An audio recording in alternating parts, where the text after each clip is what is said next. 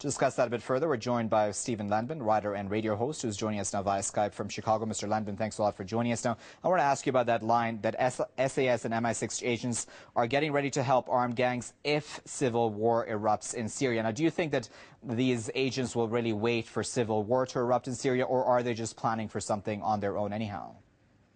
Well, there's no question that they're in Syria, but this is not new news.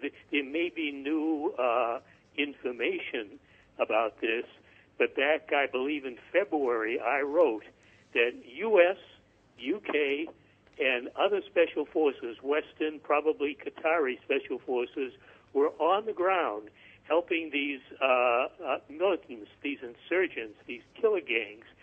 You can give them any name you like, but they're Western-recruited mercenaries. They're coming from nearby regional countries, some of them not so nearby, Libya, coming from Iraq, Iraq is nearby, coming from Jordan, coming from the March 14 alliance in Lebanon. These are coming in by the thousands. Thousands of them are coming in. You know, they come at different times, and this has been going on for a long time. The same thing happened in Libya last year. The attacks that are being carried out, like the Houla massacre, these special forces are picking the targets. They are planning the attack. They are sending the insurgents out to commit the atrocities, and Assad is blamed for them. Now, Mr. Landman, you know, President Assad himself, in fact, spoke about this real war coming from outside in his speech to the parliament. Does this sort of news then give more evidence to support his claims? Absolutely. What he's saying is 100% true. And, of course, the Western media, the ones I call the scoundrel media, they refuse to mention this. They say nothing about it. They point fingers the wrong way. The evidence is overwhelming. The Houla massacre alone, the most egregious incident so far, single incident, the evidence is overwhelming. There's no question. No question. I wrote an article I put out yesterday on a Russian journalist who was an eyewitness to what happened, a man whose last name is Musin. I read it, and my article was called Russian Journalist Exposes Propaganda Lies About Houla Massacre. He was there. He saw it firsthand with his own eyes. He interviewed survivors, eyewitnesses to what happened, and the people who were targeted in Houla families, their homes were raided. These were pro-Assad loyalists, people who were loyal to the Assad government. They were picked out. They were targeted for assassination. Special forces, UK, US, probably Qatari, maybe French, on the ground, picking the targets, directing them. That's the culpability. Assad had absolutely nothing to do with it. Musin said one other thing, too. There was no evidence whatever of artillery fire or tank fire in Houla.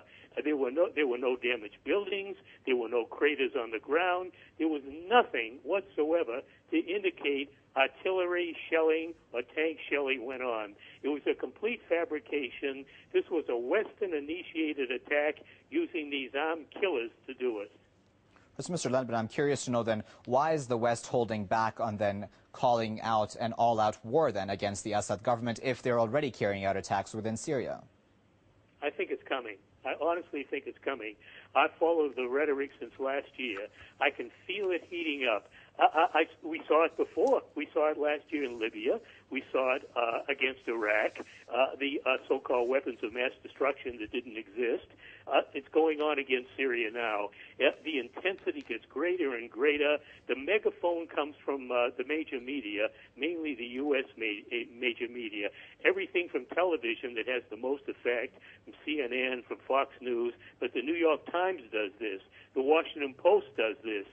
The key print and broadcast news operations in America are spreading these spurious lies. I think the scheme is if you can get rid of Assad without a war, terrific. Let's do it that way. But if everything tried fails, and everything tried so far has failed, and I really believe it will fail, unless these militants have an air force, the way the Libyan